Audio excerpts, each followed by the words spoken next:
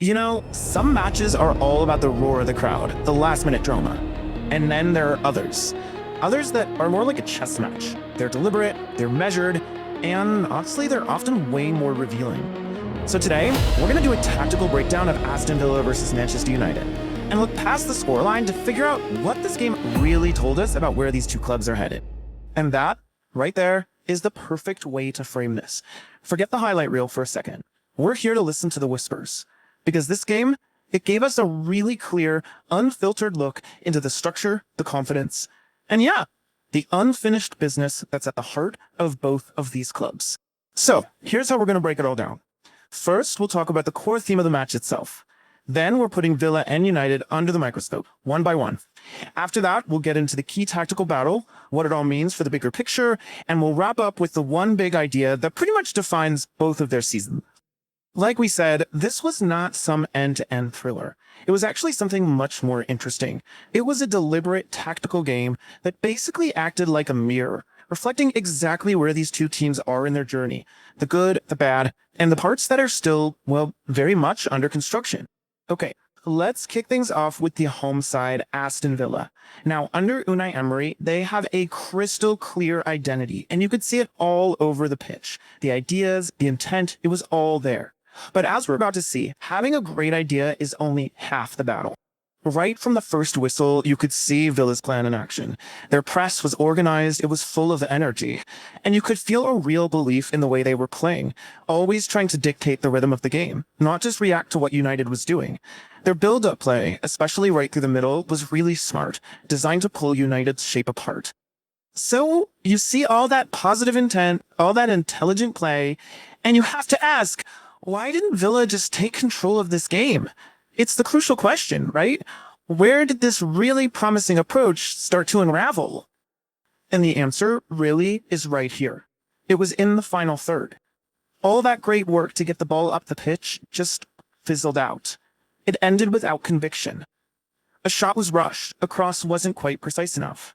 And at this level, that's everything.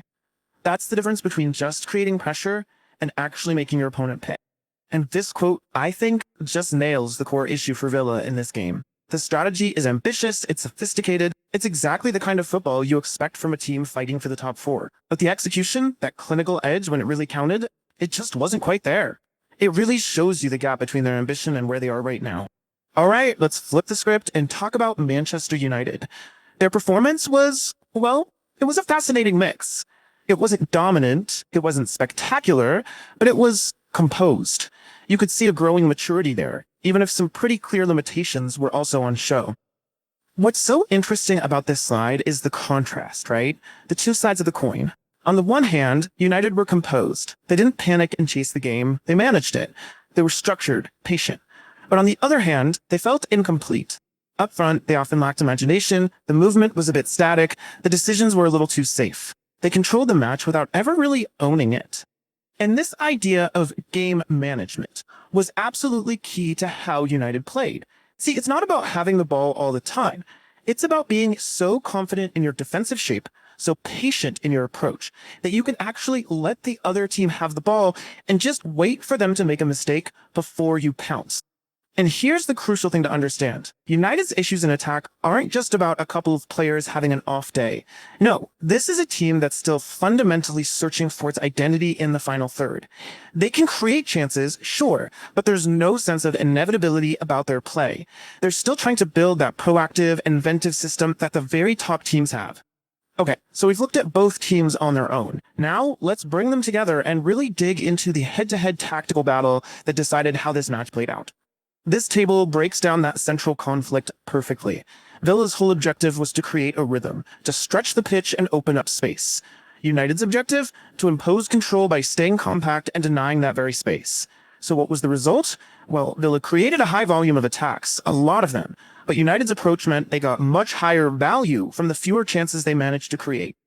And that right there is the definitive takeaway from this whole tactical battle.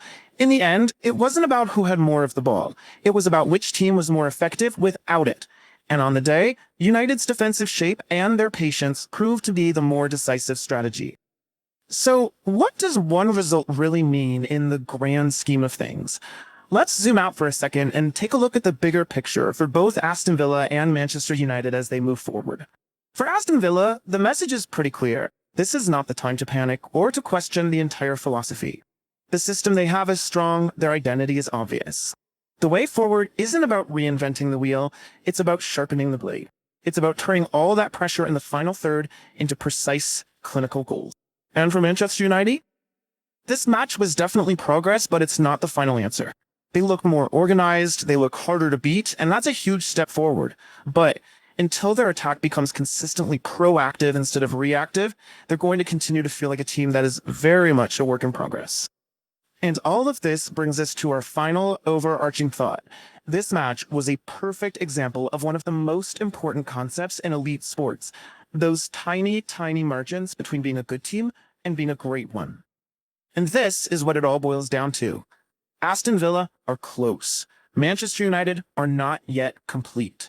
And that small but absolutely critical gap between those two words, that's where entire seasons are won and lost.